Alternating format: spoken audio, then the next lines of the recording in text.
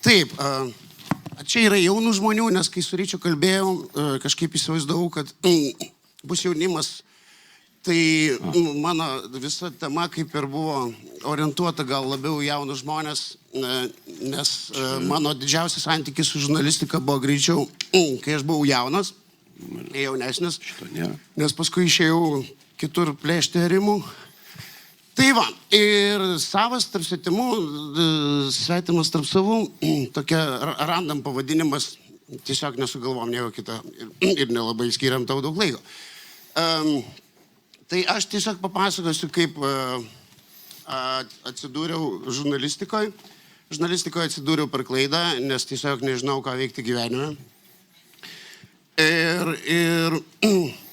Bet kuriuo atveju paskui pagalvojau, kad vis dėlto tai yra geriau, negu būti kokį nors, nežinau, kontrolierium autobusuose.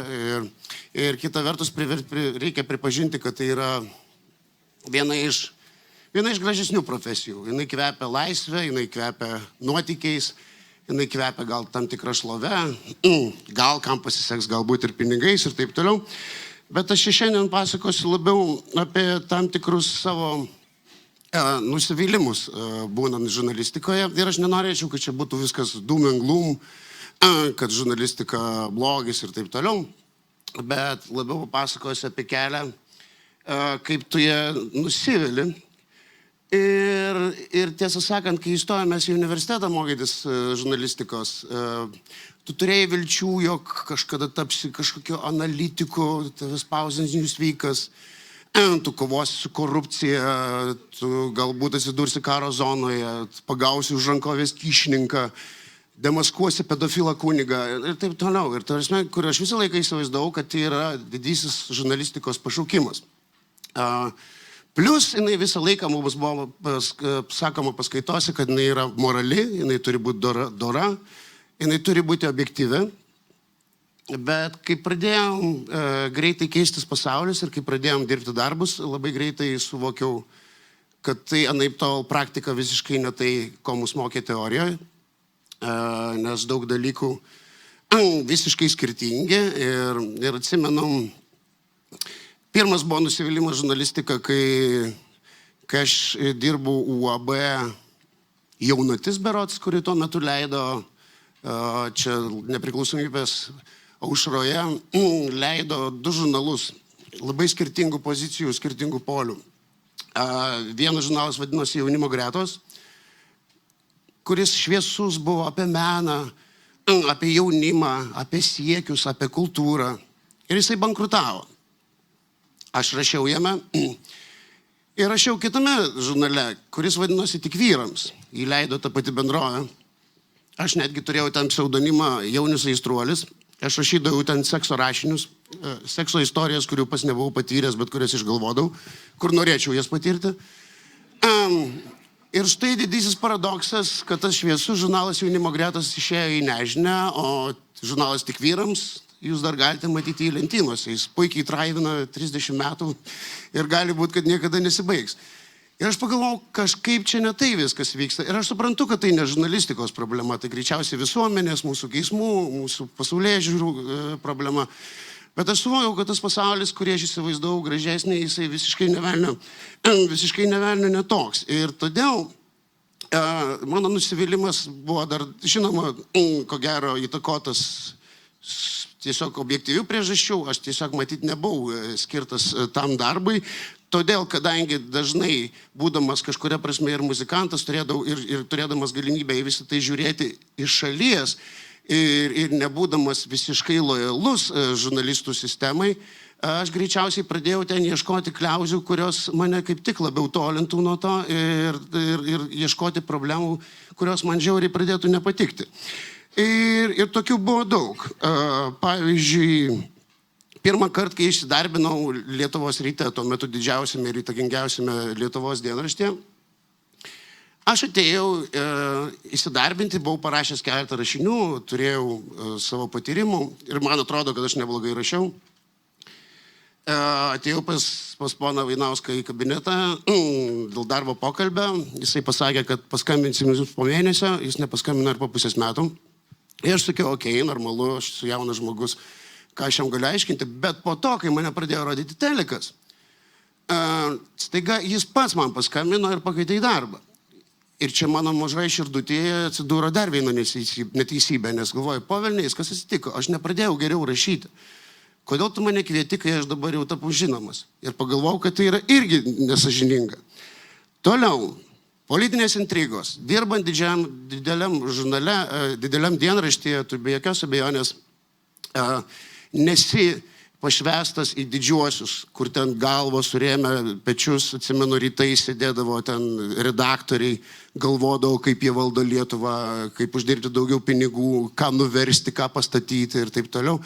Bet tu matydavai tam tikrus dalykus, kurie vėlgi tau sėdavo abejonės. Aš atsimenu, vienu metu, ant tuo metu populiaraus politiko, Lietuvos rytas žiauriai varė.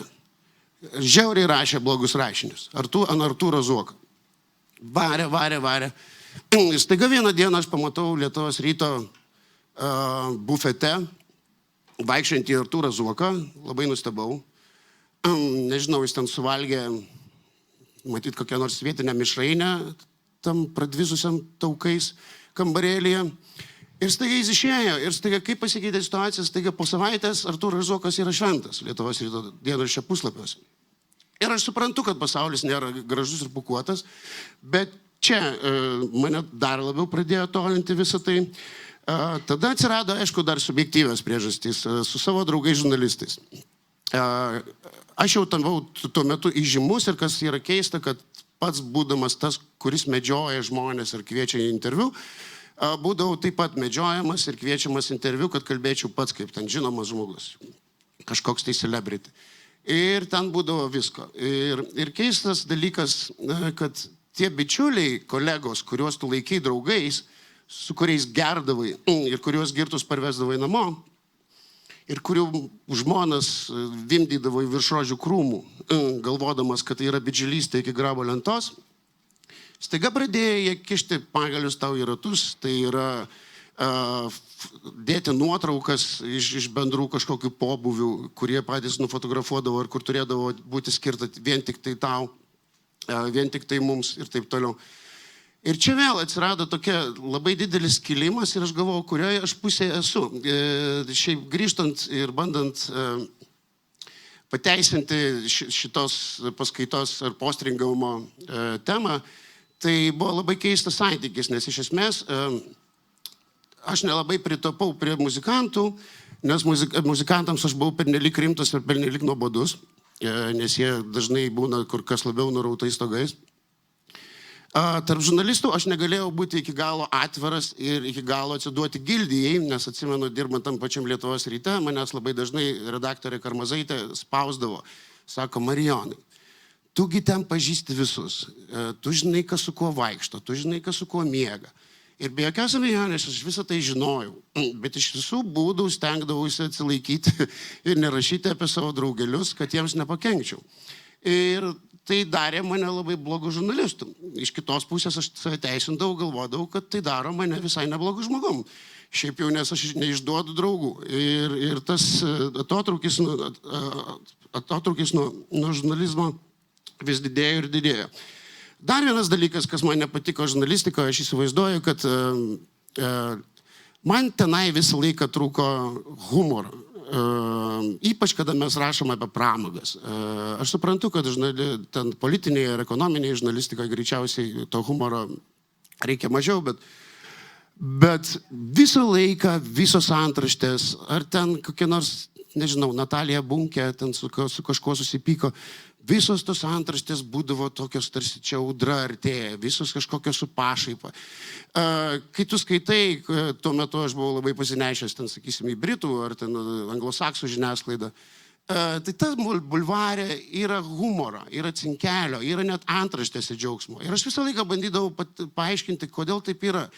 Galiausiai priėjau išvados, kad visi tie pagrindiniai redaktoriai, ten ar būtų Vitas Tomkus ar Gedidas Vainauskas, jie realiai užaugę, kaip ir daugelis mūsų, ant tos senos lietuvių literatūros, kur viskas yra liūdna, visą laiką žaibuoja, visą laiką liūtis ir visą laiką kažkas pasiskandino.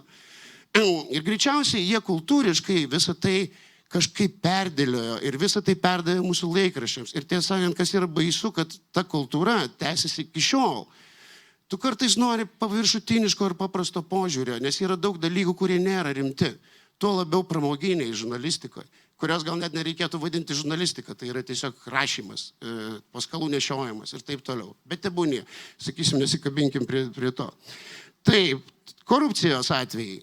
Aš esu dirbęs redakcijose, kur mes gaudavom sąrašą asmenų, kurių tu negali liesti. Atsimenu, netgi dirbau tokiai pramoginiai laidoj, kuri ten gal net negalėtum vadinti žurnalistika, bet ten žinoma būdavo kviečiami asmenys, kurie turi kalbėti, kurie turi kažką papasakoti apie gyvenimą. Ir aš atsimenu, mes gavom ilgą sąrašą sąrašų, ilgą sąrašą asmenų, kurių tu negali kviesti, arba tų, kuriuos gali kviesti, bet negali jiems uždavinėti blogų klausimų. Tas sąrašas buvo labai įvairus, nuo politikų, nuo kultūros veikėjų. Kas yra nuostabiausia, kad vienam iš tų sąrašų netgi buvo kažkoks urėdas. Aš nežinau, kokią įtaką turi urėdas. Aš neįsivaizduoju. Ta prasme, jisai dalina sklypus, ta prasme, medieną tiekia kažkam, tai ten redaktariam ir taip toliau. Ir va, tai čia tie visi dalykai pleišėjo mano širdutėje. Antras dalykas, kas yra, čia kreipsiuosi į jaunimą, kas kartais veždavo tas redaktorių beširdiškumas. Aš atsimenu, vienam dienraštyje dirbdamas turėjau kolegę, kuri išvažiavo į turistinę kelionę į Lenkiją ir jau autobusas pateko į avariją. Jinai vos liko gyva, jinai turėjo ten depresiją po to, po trauminę, jinai labai sunkiai iš to išėjo, jinai turėjo sužalojimų. Ir po kiek laiko, toj pačioj Lenkijoje nuvirto nuo kelio kitas autobusas. Ir kągi redaktorius padaro? Jis, aišku, susiranda tą vargšę merginą, kuri ir tai vos ką tik atsipaipelėjo po to savo nelaimės ir sako, gal tu gali nuvažiuoti ir parašyti dar vieną gražų reportažą apie tos žuvusius ir mirusius. Aš kartais galvodavau, aš suprantu, kad žurnalistas, ypač jaunas, turi apsitrinti, turi pauostyti parako, turi perėti tam tikrus kelius. Bet man atrodydavo, kad tokiu būdu išnaudoti tą jauną žmogų, yra tiesiog šiaip niekšinga. Ir tiesą sakant, mano kolegė Audronė Urbanaitė parašė knygą, kaip jinai ten vadinosi, mano didžioji nuodėmė žurnalistika berods, kur ko gero išguldė viską kur kas jautriau negu aš kalbu čia. Ir greičiausiai susipyko su kai kuriais savo kolegomis. Bet tenai buvo labai daug racijos. Tiesiog siūlau jums tą knygą paskaityti, kas neskaitė. Taip, ir ką čia dar? Dar vienas dalykas, būnant toj barikado pusėje, kas yra keista, kad arba natūralu greičiausiai, kad žurnalistai ir greičiausiai saugodami save, jie niekad neatsistoja į batus tų, apie kuriuos kartais rašo. Jiems tai yra darbo akimirka. Ir tai vėlgi greičiausiai natūralu, čia kaip ko gero chirurgas pjaustydama žmonės, jisai negali nešiotis to, ką darė visą gyvenimą ir taip toliau. Bet aš papasakosiu labai įdomią situaciją su viena tokia savo buvusią kolegę, kuri dirbo gyvenimo būdo žurnalistę. Čia ta žurnalistų kategorija, kurios aš labiausiai nemėgdavau, nes jie rašydavo niekus apie kažkino nešvarius baltinius ir taip toliau.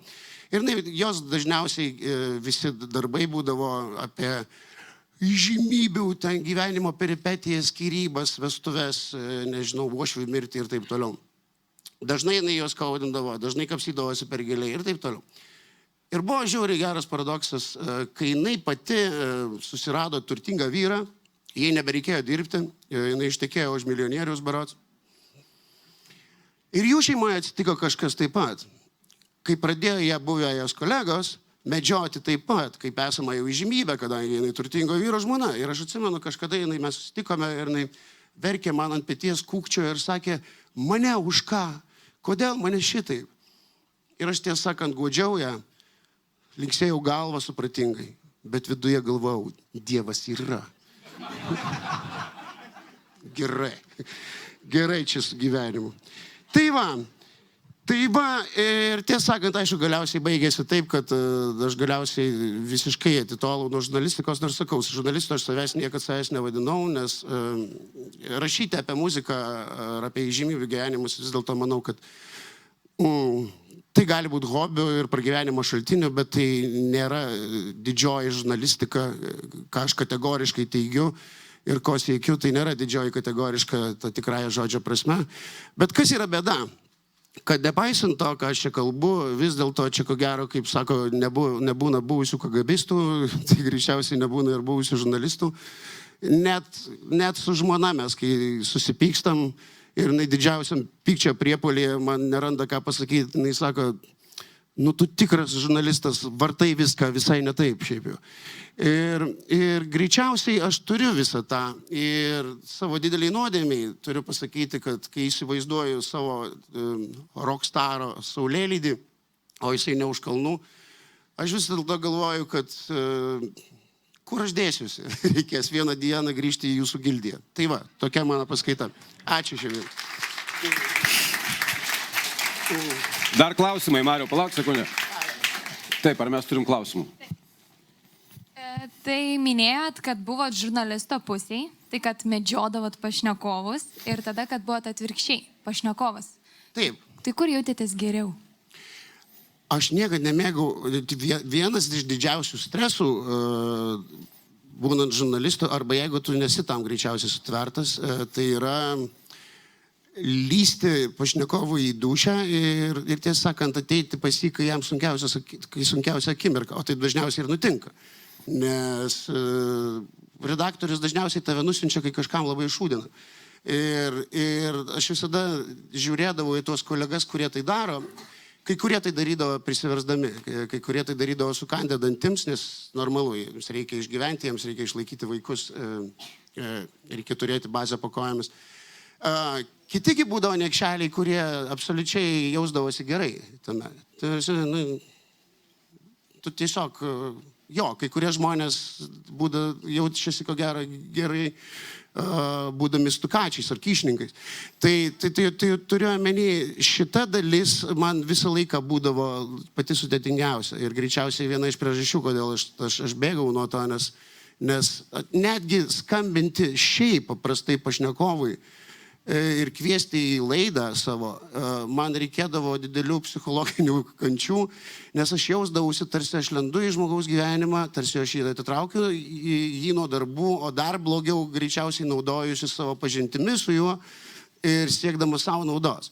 Tai va čia viena iš tų pusių. Bet tiesą sakant, aš nebuvau tas, kuris stalkina. Turiuomenį, aš savo gyvenime turėjau, kai atsikeli ryte ir ten vaikšto po tavo langais vargšai mergaitė, ten, nežinau, antro kurso žurnalistė, ir tu išeini į lauką, varai į darbus, cigaretė dantyse ir jinai staiga vietoj labas ar rytas maždaug sako, tai ir tiesa, kad išsiskyrėt su savo ten Justina ar kažką. Ir kas tau yra? Ar tu rimtai nori visą gyvenimą tai daryti? Ir aš suprantu, kad toks etapas būna, bet aš tiesąkant linkiu visiems, kad tas etapas kuo greičiau praeitų ir kad jame neužsibūti ilgai. Čia turim klausimą. Dėkuoju už patikėtą išpažintį. Mano klausimas, ar visos tos ydos, tos negerovės, kurias patyrėt, ar jos atsikartotų šiais laikais? Kaip galvojate, ar tai egzistuoja ir šiais laikais? Aš net nebejoju. Tai egzistavo visada ir greičiausiai egzistuos visada. Čia yra tas didysis tas dualizmas, nes greičiausiai tu negali žiūrėti į pasaulį kaip maksimalistas, nors kartais aš noriu taip žiūrėti. Noriu įsivaizduoti, kad visi žmonės protingi, nuoširdūs, moralūs ir taip toliau. Greičiausiai taip ne. Aš taip pat suprantu, kad žurnalistai, redaktoriai, jų savininkai be jokios abejonės turi interesų. Daugelis jų turi interesų. Aš nemanau, kad žmonės kuria, pavyzdžiui, kokie nors verslo magnatai, kuri žiniasklaidos priemonės dėl savo didelės meilės žiniasklaidai arba žurnalistikai. Aš manau, kad jie turi tam tikrų interesų. Ne visais atvejais be jokios, bet daugeliu atveju. Bet žurnalistikos apgynimui aš galiu pasakyti, kad vėlgi tai yra, žurnalistai nėra greičiausiai nei blogi, nei geri. Aš kai dabar stebiu dabartinę situaciją, ir stebiu žmonės, ir stebiu socialinius tinklus, kurie iš esmės, kur kiekvienas žmogus socialiniam tinkle yra žurnalistas. Jisai gali kurti savo turinį, jisai yra mažo laikraštuko dievas, jisai mažo laikraštuko redaktorius. Ir reikia pripažinti, apginant tuos redaktorius, kurie visą tai darė, kad mes, tiesą sakant, kai mes aiškindavom, kad maždaug mūsų antraštės tokios erzina, kodėl mes pasirenkam tokias blogas temas, kodėl mažai tiek šviesos, kodėl mes nerašom apie gerus dalykus, pažiūrėkim, kuo pavirtom visi mes socialiniuose tinkluose. Ten yra 80% negatyvo. Ten tai veikia visą žiniasklaidą. Vadinasi, taip mes labiausiai gaunam dėmesį ir mes taip labiausiai gaunam informacijos. Vadinasi, mes visi savyje turime tokį blogą, niekšingą redaktoriuką, kuris vis dėlto elgėsi taip, kaip elgėsi visa žurnalistika. Ar geras žurnalistas gali būti geras draugas? Mano atveju pasirodė, kad ne. Tie, kurie liko geri draugai, jie išėjo žurnalistikos. Dar vienas klausimas. Mariau, turbūt paskutinis, bet klausimas toks. Kiek žurnalistika bendraja prasme gali keisti savo skaitytojus? Nu, visi žinom, kad narkotikų kokių nors ten platintojai auginasi kartą nuo to. Ar yra čia šitas ir ar yra kažkokia šviesi tokia ateitis, kad žurnalistika keis į gerą, tada skaitys tik tai šviesias, gražias žinias ir taip toliau. Ar tikit šituo? Rokas šiaip propaguoja narkotikus, ne? Rokas propaguoja, absoliučiai. Nors tiesą sakant, dabar rokeriai irgi jau nuobodus. Aš sakyčiau, kad gal ko mes taip intuityviai dažnai norim, kad pati žiniasklaida, juk jinai yra įvairi, ar ne? Ten negali sakyti, taip, šaukštas deguto, iš karto gadina medaus statinę ir negali sakyti, kad viskas ten blogai, viskas tik tai negatyvas. Yra siaubingai geros žiniasklaidos, kuri rašo gerus, kilnius dalykus ir taip toliau. Galėtų žiniasklaida labiau segmentuotis kaip muzika. Mes dažnai ten galim skirti. Va čia punk rockas, tu žinai, ką gausi. Čia yra Britney Spears, tu maždaug žinai, ką gausi. Tu čia hip hopas, tu irgi maždaug žinai, ką gausi. Yra greičiausiai bėda su didžiaja žiniasklaida, sakysim, su dabar didžiaisiais portalais, kur tu iš esmės šalia skaitai maždaug Ukrainos įvykiai, ten korupcijos skandalas ir taip toliau. Ir maždaug kažkur apačioj ten maždaug parašyta, ten, nežinau, moteris pasidalino, kaip jai pavyko permiegoti su 1000 vyrų. Maždaug, ar jinai ta moteris iš viso egzistuoja? Greičiausiai ne. Greičiausiai kažkas parašė, kaip aš kažkada žurnale tik vyrams kažkokį tai niekalą ir taip toliau. Ir kartais tu nori, kad kažkaip tai būtų skirta. Aš suprantu vadovų ir savininkų interesą, kad tai būtų mainstreamas, kad tai būtų visiems ir taip toliau ir taip toliau.